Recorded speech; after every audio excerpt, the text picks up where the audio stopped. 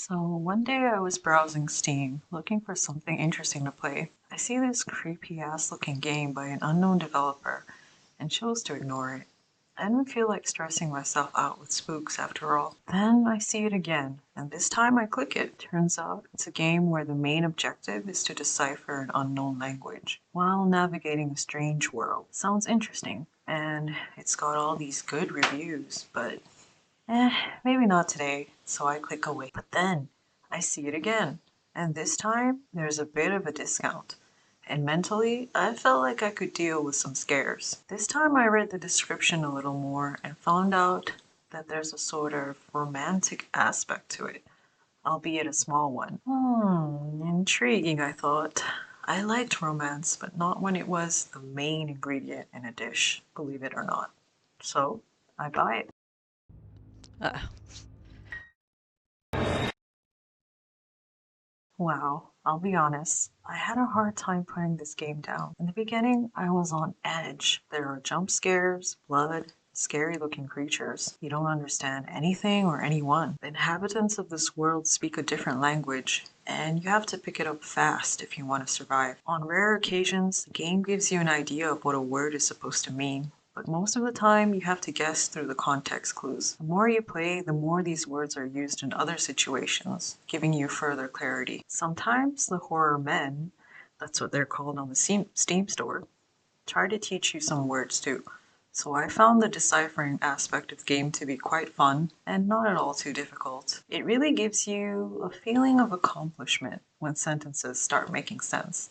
The game saves your deciphering process in a dictionary, and it also allows you to go to different chapters with the dictionary progress saved. Because of this, after writing down more words, I would go back a couple times to understand past scenes that I didn't understand earlier. That's not to say that this game is repetitive and lacks content.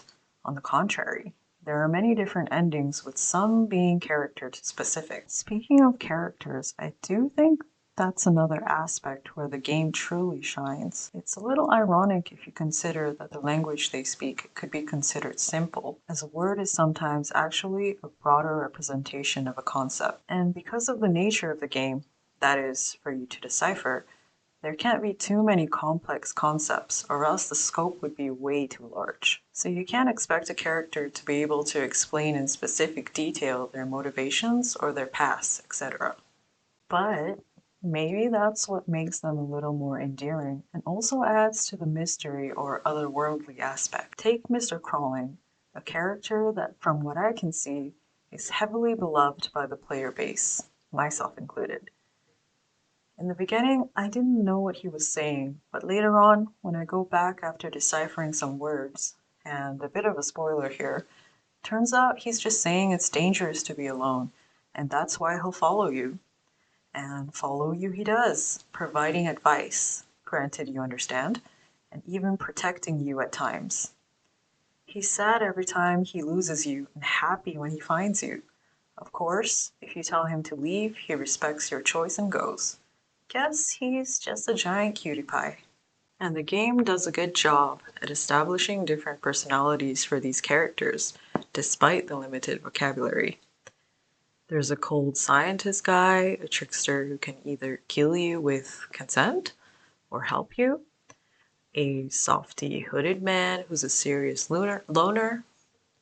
Sometimes limited information allows the player to fill in the gaps with even more color than if they were already colored in by the developer, if that makes any sense. Though judging from the few negative reviews this game received, some people saw this as the characters being flat and shallow, so I guess that might depend on the individual. Other negative reviews say it was originally marketed as an otome game, and that they were disappointed that there wasn't much to the romance.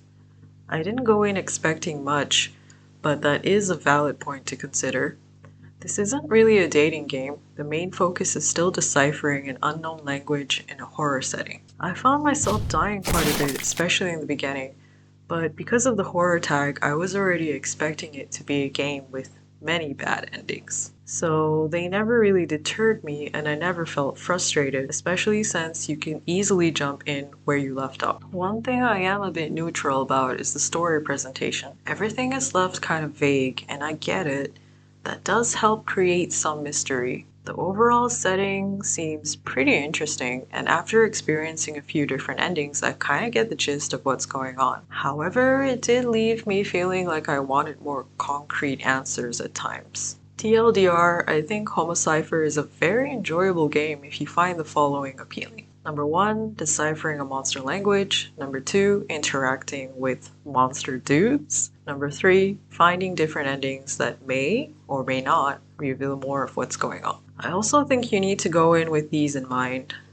First, there's not much romance, but there are very sweet and cute moments. Second, you will die quite a lot. And last, you will not understand much in the beginning. And that's it.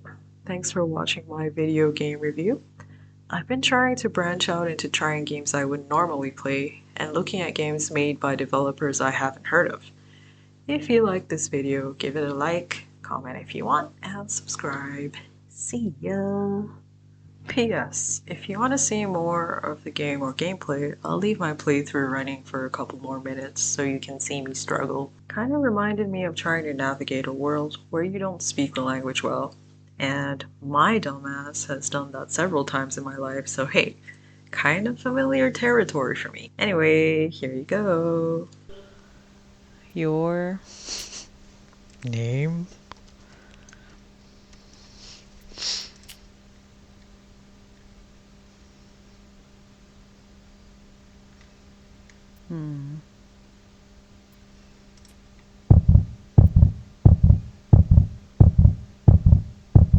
I actually don't remember my name.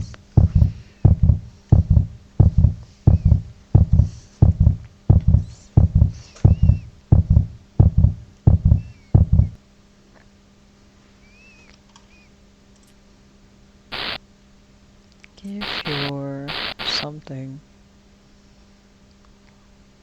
Teach. No?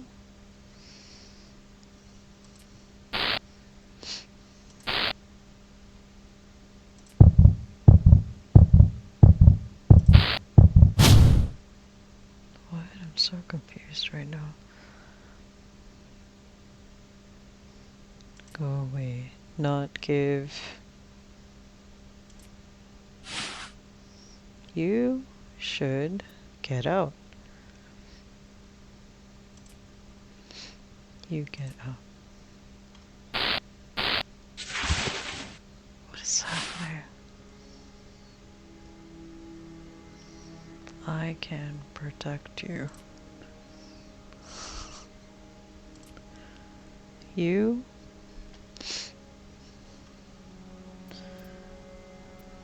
I'm a danger.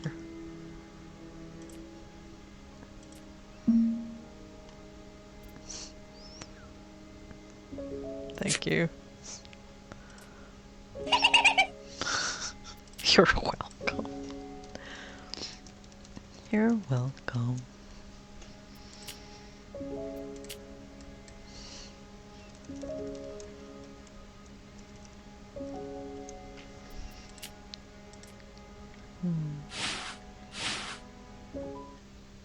Is there even an exit to this world?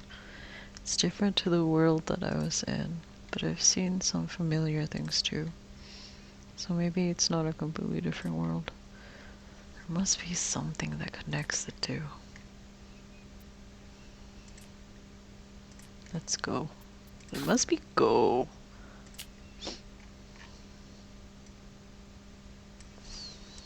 Go.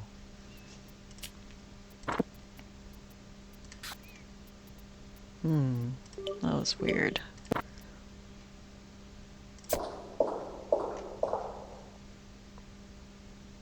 Speaking of it, the dizziness isn't getting any better. I need to get some rest the next time we find a place to rest. What's this? Lit. Wall.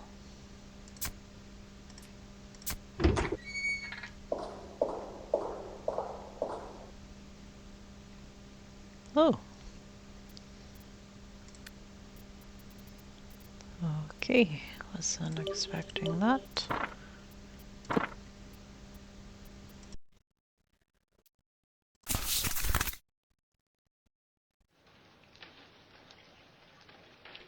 It is chasing after me. At first, he was just standing there. Now he's clearly following me.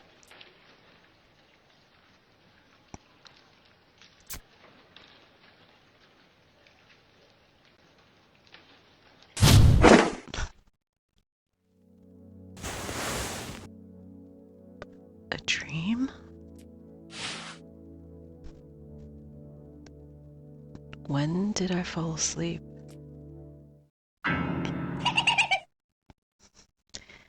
You awake?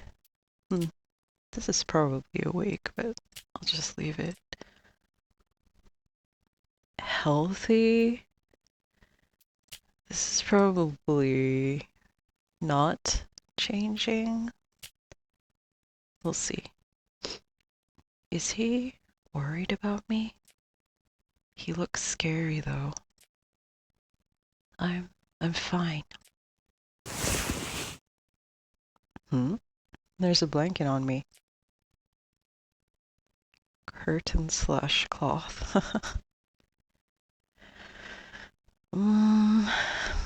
Understand. Cover cloth. Here, leave. Me cover you with the cloth. Thank you. Speaking of which, how did I come here?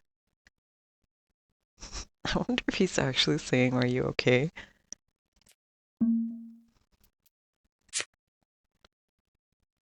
That's it. I was in the ghost apartments and was in the middle of a test of courage. There's a rumor that's been going around, a ruin that's not supposed to exist will appear on rainy days. It really exists. And then I met him. A man with a red umbrella. He's one of those famous online paranormal stories. He'll appear on rainy days and trap you in illusions which cannot be escaped. If you tell him your name, he'll take your soul. That's how all ghost stories go. Wait, so what would have happened if I typed my name when he asked for it?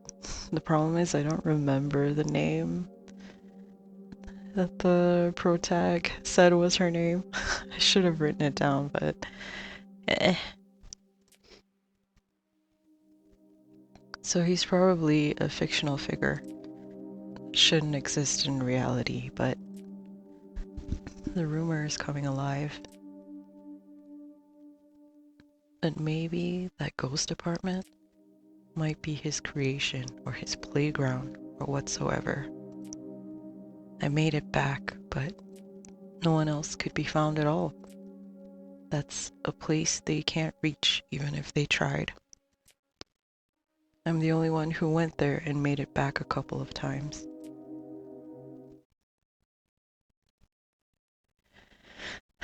You know, Mr. Crawling, this is a very compromising position you put me in. You could be asking if we remember something, but I don't know which word it might be.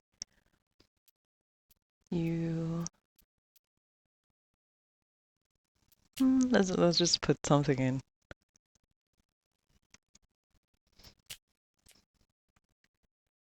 It's nothing. Or maybe it's like you thinking about something.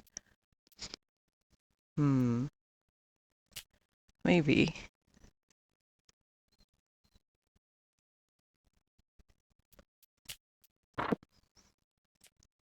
If I keep thinking about it, it might actually come here.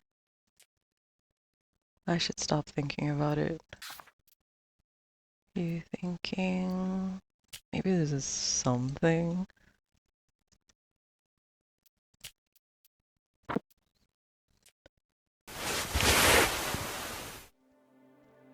Alright. Light. Wall. Chair. Something chair. What is the difference? It's broken.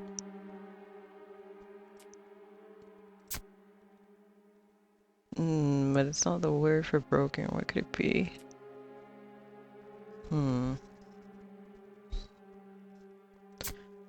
What could this word be?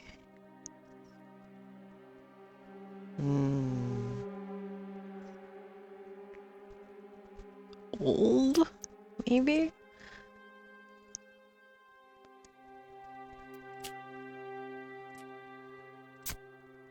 Something chair. We already have a word for small. Kids chair?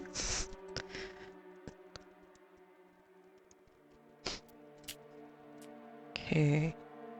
What's this? Table. Okay, I think this might be like machine or computer.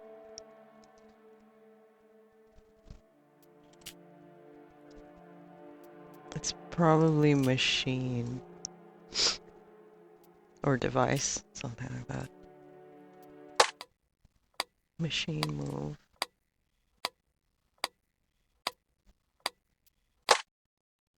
Machine off. Okay. Ceiling?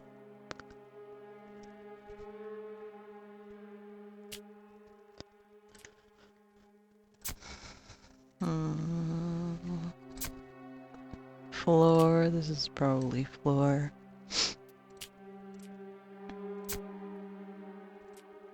Okay, I guess that's it for this room. Let's go out.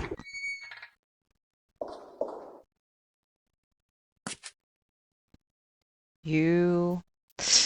I wonder if this means healthy. Like, you good? You... Something not here. You healthy? I wonder if it is changing.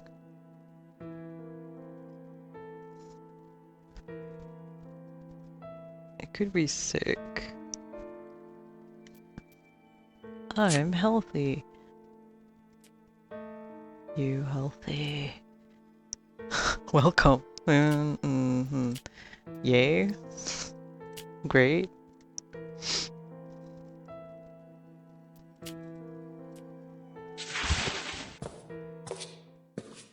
She seems to be worried about me. She doesn't look like a bad person. Oh, why did she kill me before then? We came from that side, so we should go this way. Alright, let's save. How about this? Phone. I'm gonna change this to Konnichiwa. You first. You won. Big. All.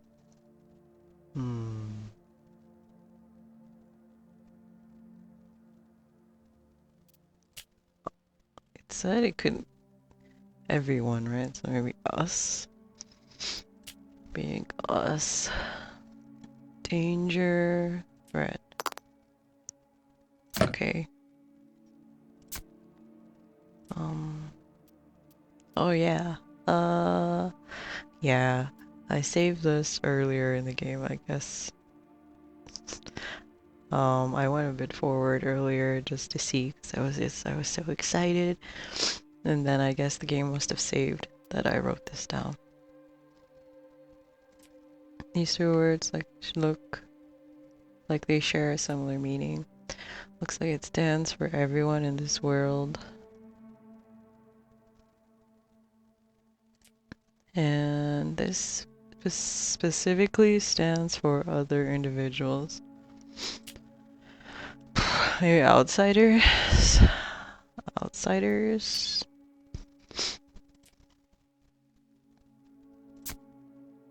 Machine.